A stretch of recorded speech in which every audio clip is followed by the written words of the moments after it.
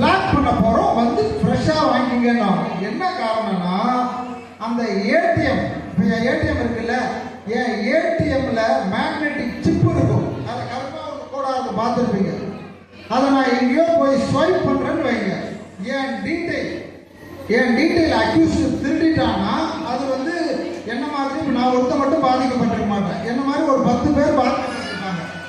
அப்போ நம்ம பேங்க்ல இருந்த ஸ்டாஃபுங்க கஸ்டமர் 10 பேர் வந்து ஒரு ஒரு ட்ரிக்ல பாதிக்கப்பட்டிருக்காங்க அப்படின்னா அதை வந்து லிஸ்ட் அவுட் பண்ணி இந்த பேங்க் உதாரணமா ஒரு எக்ஸாம்பிள் சொல்றேன் மேடம்.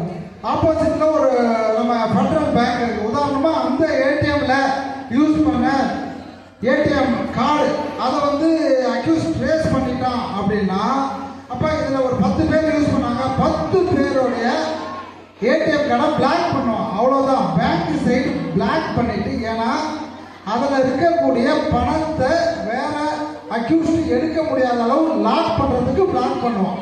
பிளாக் பண்ணிட்டு தகவல் சம்பந்தப்பட்ட கஸ்டமருக்கு பேங்க்ல இருந்து போன் மூலமா சொல்லுவாங்க, சார் உங்களுடைய ஏடிஎம் பிளாக் பண்ணிட்டோம், பேங்க் சைட்ல வந்து ஃப்ரெஷ்ஷான ஏடிஎம் வாங்கிங்க அப்படின்னு.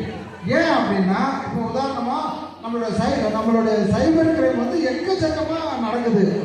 இப்போ நம்ம பேங்க் இருக்கு, இப்போ நம்ம ஃபெடரல் பேங்க் ஆப்போசிட்ல இருக்கு, அதில் 24/7 செக்யூரிட்டி இருக்காங்க. செக்யூரிட்டி இல்லாத ஒரு பேங்க், அக்யூஸ்டோடைய டார்கெட் என்ன தெரியுமா?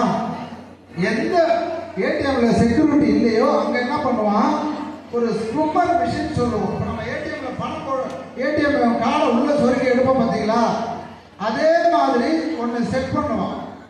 செட் பண்ணிட்டு அதை நம்ம ஏடிஎம் விட்டு எடுத்தோம்னா அந்த ஏடிஎம்ல இருக்க டேட்டா அதில் சேவ் ஆகிடும். ஒன்று. ரெண்டாவது, நம்ம ஏடிஎம் பின் நம்பர் அடிக்கிறோம் பார்த்தீங்களா, அதுக்கு பக்கத்தில் ஒரு சின்ன கேமரா வைப்போம், குட்டியான கேமரா. அதில் நம்ம பின் நம்பர் அடிக்கிறோம் பாருங்க, 1 2 3 4, அந்த பின் நம்பரும் அவனுக்கு கிடைச்சிடும். அப்போ ஏடிஎம் போடும்போது என் ஏடிஎம்ல இருக்க டேட்டாவும் அவனுக்கு கிடைச்சிடும், ஏடிஎம்மோட பின் நம்பரும் கிடைச்சிடும். அப்புறம் என்ன இருக்கு, ரொம்ப ஈஸியா இன்னொரு ஏடிஎம் கார்டை அவன் பிரிண்ட் பண்ணி, அவனுக்கு தான் பாஸ்வேர்டே தெரியுமே, பாஸ்வேர்டும் தெரியும், பணத்தை எடுத்துப்பான். ஸோ இந்த மாதிரி விஷயத்த யாராச்சும் மாட்டினா மட்டும் பேங்க் சைட்ல இருந்து சொல்லுவாங்க. நல்லா ஞாபகம் வச்சுக்கணும், புரியுதுங்களா நான் சொல்றது? ஏடிஎம் வந்து உங்களுடைய டீட்டெயில் வெளியில போயிடுச்சுன்னா அப்போ மட்டும்தான் சொல்லுவாங்க. மற்றபடி எதுக்காகவும் பேங்க் உங்களுடைய அக்கௌண்ட் நம்பரோ ஏடிஎம் நம்பரோ பின் நம்பரோ ஓடிபியை கேட்கவே கேட்காது, ஞாபகம் வச்சுக்கோங்க. ஒன்று.